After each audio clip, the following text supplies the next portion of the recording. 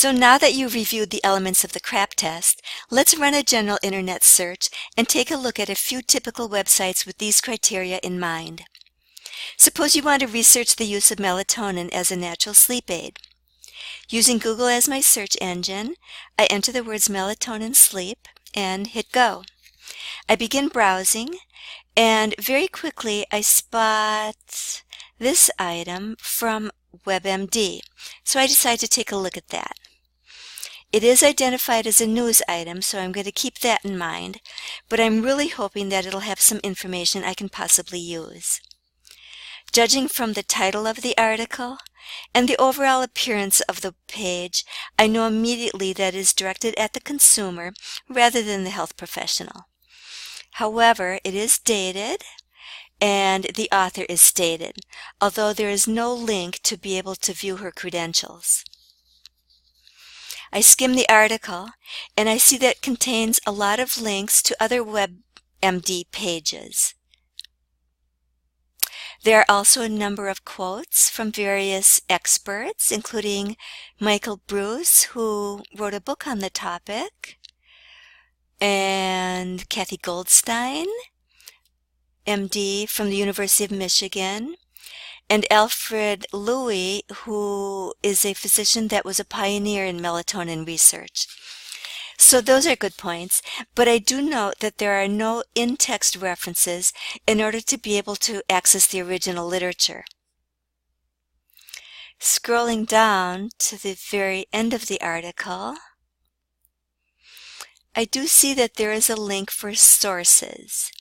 So this is where I would be able to pursue some of those references, although they're not numbered and I don't know exactly where in the text that they appeared. So that would take a little bit more work on my part. I do also notice that this article was reviewed by an expert, MD, Brunilda Nazario, and there is a link which presumably gives information about her credentials. I also scroll to the bottom of the page and notice that WebMD has earned the Health on the Net Certificate of Approval, as well as a couple of other certificates. So that is good. There are also links for WebMD's policies, including its advertising policy. There is a way to contact them. And there's also an About WebMD link. And so when I click on that, I see that there is a link for senior staff and editorial team. And so here there's the information about Dr. Nazario. And there's also information about the senior editorial staff. But it does not include information about Lisa Marshall. So I assume that she is a staff writer. Given all of this, would you use this resource as a reference for your academic paper? I would probably recommend against it. I think you can probably find better resources, so I would suggest going back to your internet search and see what else might be out there. So I go back and scroll down a little further and try another link. Here's one from Healthline. From the get-go, I like this one better because the article is dated and it indicates who wrote it, and there is a link to be able to view his credentials. It's also flagged as being evidence-based. So let's see if that's really true. As I scan the article, I immediately spot the in-text references. And in fact, when I click on the reference, it links either to the full-text article or to the PubMed record, which gives me ready access to related articles from PubMed. Then back to that web page, I go to the very bottom, and I notice that there is a bottom line summary, which I like a lot, but there doesn't appear to be a link to be able to see all the references at once. So it looks like if I want to pursue those references, all 45 of them, I would probably have to do it one by one. At the bottom of the page, I see that Healthline 2 has earned the Health on the Net Certificate of Approval, so that's good. They also have a link for their advertising policy and how you could advertise with them if you wish to do that.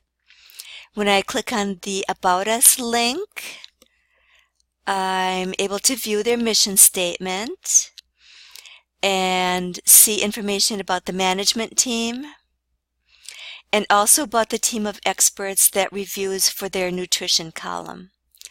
And so here is information about Ryan Raymond. So that's very good. But overall, again, I would ask, would you use this article for an academic paper? I would probably recommend against it, though I would definitely recommend that you take a close look at each of those references. So if you go back one more time to your internet search, scroll down a little further, here I see a link for a summary article from AHRQ, which is the Agency for Healthcare Research and Quality. I can tell from the URL that this page is from NCBI, which is part of NLM, and you'll probably recognize that as being the body that publishes PubMed. Then when I bring up the article, I see that yes, in fact, it is from the NCBI bookshelf, and that is one of the databases that is available from that drop-down menu, which would include a link for PubMed. Now, the first thing that I see when I bring up this document is that it is included for historical reference only. And that's because of the date of the article, which is from November 2004. So I feel that that is a little bit too old to use, but I'm going to scan it anyway because I'm curious to see what's included here. So as I go through it, I actually really like what I see. It's very detailed, very authoritative. It's got a very readable layout and some nice formatting. And by the time I get to the bottom of the document, I realize that this is actually the summary of a full-blown professional level literature review. This would be perfect for my needs if only it was a little bit more current. So I do notice that there is an internet citation which will take me to the AHRQ website, which, as you know, is within the Department of Health and Human Services. So I'm going to enter melatonin in their search box and hope for the best. And so here I see a number of links, and so I'm going to pursue the second link. And here I notice that this is the summary of a systematic review, which actually reviews 169 randomized controlled trials, some of which, no doubt, were on the use of melatonin as a sleep aid. So I'm definitely going to spend some time looking at this document and this website, and I'm probably going to just forget about those other websites because this is so much better. So I'm hoping this video has given you a few helpful hints for evaluating websites. Just remember, if you want to assess the quality of a given website and determine whether or not it would be suitable for use in an academic paper, just put it to the CRAP test.